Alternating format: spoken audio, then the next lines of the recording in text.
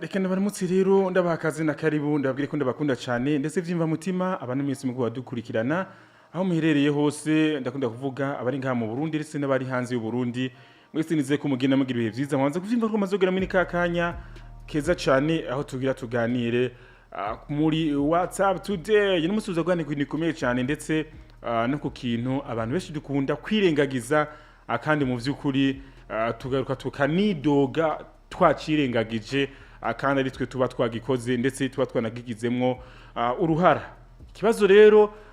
cuno munsi ni kibazo je shura kuba nibaza nawe ukibaza ndetse nuri yakibaza mugwo makano turi ngaha kugira ngo tushe kukiganirako ndetse tunamenye mbega ni gute twobigenza canke se ni gute twobikora na gute twovyirinda nubwo biba bitoroshe nza kuba ari je Trezo Mingo ndetse na mugenzi wanje Biggie ndamwakina mu kazi na karibu mu mwanya mwiza wa WhatsApp today Biggie ndakuramukije no kazi na karibu muri mwanya asante ekera gusogira ngo ucigira ko unatubwira sije uno munsi gya tuganireko ino munsi rero bwana Trezor by the way abakozi b'Isamizi Black FM barabize yuko tubakunda cyane twatuhereza ibintu bimeze cyane neza vyiza abona yuko uyu munsi tuvugana ku vyerekeye kuvyerekeye igiturire nko bavuga ati ngo waruzi ko kugigiturire bisubiza inyuma igihugu hajye warubizi wewe yes gusara abantu shaka batabizi cyangwa nkama ndabizi différemment cyangwa se bitandukanye nuko abandi bantu baba babizi rero nizira yuko Biggie ntaraja muri development cyangwa se ntaja kubisigura nuko umuntu wese ukabona ikintu burya aba ari yo mahitamo yiwe kandi nta muntu numwe yigeze ahogwa uko abona ikintu rero hari umuntu avuga yuko kugigiturire atabwo bisubiza igihugu inyuma nundi avuga ati birasubiza igihugu inyuma rero je ndi ngaha mvuga yuko kugigiturire bisubiza igihugu inyuma kandi cyane mezami iyo vuze kugigiturire ni kijya kintu cyose uri kurakora ukoze utashaka sivyo kiya kintu cyose ukoze utashaka kubw'impamvu kanaka itumye gukora iyo mpamvu itahaba utari kugikora aya kugigiturire bikota byo rushaka bo oya iyo kugigiturire ububishaka kubwo kiya kintu ukoze iyo hataba ico kintu ntago wari kubikora sizi kuri kurantahura swat iyo jewe inza kuba atari jewe ntabwo ari kunyemerera kugira kintu bo ntabwo ari kunyemerera iyo ntaza kuguha bijya bintu kijya giturenda guhaye swate amafaranga kugituye gushaka kubona amafaranga cyangwa ibindi bintu iyo bijya bintu naza kubiguha ntabwo ari kunyemerera kuri muranje muri kijya kintu ico ni giturire cyangwa se iyo jewe ubwanje iyo ntaza kuba ntabaye uwo mu muryango iwanyu ntiwari kunyemerera kajya kazi nico ni giturire mu buryo butandukanye ntabwo giturire ari amafaranga gusa kuba waravye umuryango ni giturire memeta hakabamwo nico no kwita gute hakabamwe nico no kwitwa uguhohotera canke se ugufata ku nguva abandi bantu wahohoteye abandi bantu mugabo unagigiturire kuri uwo muntu atari cyo amafaranga mugari giturire cuko ari uwiwanyu rero nizira yuko ivyo byose bice biza gusubiza igihugu inyuma kubera yuko ivyo uwo muntu azoza kwica byose even if azoba ari mu mitungo y'igihugu direct ari mu miryango cyangwa se ari muri societe kanaka atari ni ya leta wanashaka mugabo ibizopfa byose bisubiza inyuma igihugu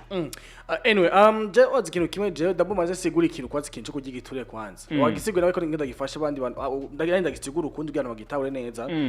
tuvuza kugigiturire abantu benshi biyumvira ngo kujya kunwa n'umupolisi kwa muhimbi 10 no hano biyumvira ati kugica gufungwa ugatanga igihumbi canke amajana ngahe babitahura ugasanga biyumvira ukonye so rero mu kugigiturire rero no kuvuga iki kugigiturire ushaka kugigiturire mu nzira zitandukanye ushaka kugigiturire kugenda kwa kazi ushaka kugigiturire kugira ngo wemere turyamane biye no kuryamana n'umuntu umukobwa wamuhaye amahanye n'ikindi giturire biri ubwoko bwinshi so rero rusange rero kugiturire dabo umvise ni icyaha uko bigenda kose ni icyaha gihanwa na leta ndetse n'Imana voilà kuko hariho ivyaha Biggie ntaguciyemo je muri kikiri ryawe hariho ivyaha Imana yanka Imana ibihana ku Mana ari icaha ariko hari n'ibindi vyaha vyitwa ivyaha gusa ku Mana atari icaha kuko iyo uduze mu bugarama utambaye sentire de sécurité ivyo ku Mana si icaha mugabo ku gihugu ni icaha kuri leta ni icaha rero kugigiture vyovyo ni icaha kuri vyose kugigiture icaha of course anyway reka example shaka ndaguherewe ni ya ni example dufate nk'ubu unye uraja muri Black FM gukora ngaha handa kugira ati 250 kumbiye ko nk'akazi kashiyama ndagushizeho nta experience ufise ya journalisme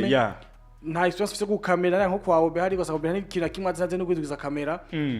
uraje ugasanga nta kiba kimuzi kwa yambaye amahanda gushizeho uziye kizoba iradazotera imbere kwa kuzocuko uzoduha ibintu bibi hamwe dutera imbere nuvuga iradutera imbere n'igihugu gitera imbere voilà abitahura mu majambo make waje wasizeho umuntu adafise burya bumenyi bwo kugiye gukwa cyakintu akaje bikora nabi akisanga ibi entreprise karakora canke igihugu karakoreramwe niko gitera imbere bakabakobindira ngo vyanse ko dutera imbere kumenya tuzi impamvu byabaye nzo twiyishe twibona twaririye nikiyo chaka ko hamwe bavuga mu gitondo uti ifo ko umuntu akora icazi cyashoboye apana ko umuntu